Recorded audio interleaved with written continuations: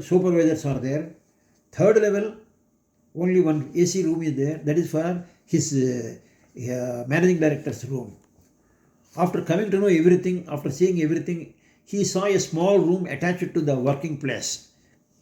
He said, "What is this?" "This is a small room to keep the tools of the workers."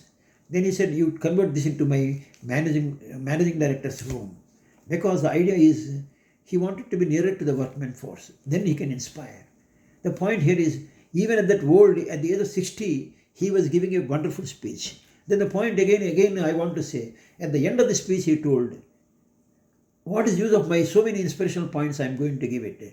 But 50% of you will forget the moment you leave the gate itself about what I spoke. And another 10% people, the moment they take their dinner, they will forget.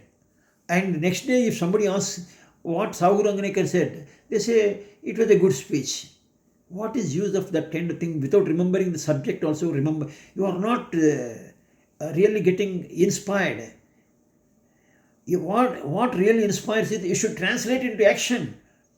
For that you read, deeply understand the things. In Sanskrit I was reading the slokas. It is not for slokas means in Sanskrit the one word comes dhiyate. Dhiyate means you think on that. Think on that and absorb that feeling. Then only you can.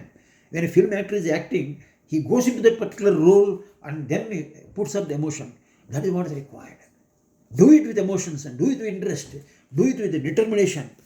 Don't wait for some external situations to improve and do it. Work it out. I think this is a good enough information that I could provide as far as this is concerned. And last point I would like to mention before I conclude also. In the brain, because I was meditating, you may call, when I was working in the bank as a faculty, hardly had any time to take a full reading of the paper. But luckily, in Deccan Chronicle, or for that matter any newspaper, in economic articles once they are coming, in the middle, in a block letters, the summary gist of that particular article will be provided. A bird's eye view, you may call it. I was reading that. And I wrote a very difficult exam. The question came and that subject is related to the one I read it. Only 4 lines I have read it.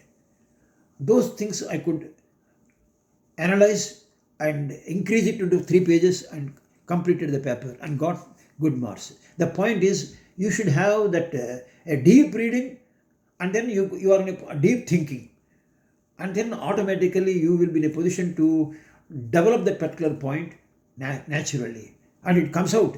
I am not boasting, it comes out. You make an attempt, but the moment you are nervous and you are not this 4 lines only I cannot do, that is not the way. So vyavayatmika buddhi. Whenever there is a problem, for every problem there is a solution also. But thing is, we are not applying our brain to that level. Immediately we are working on the surface. We are not going into the depth. So conclusion here is, this brain is to be sharpened, in short.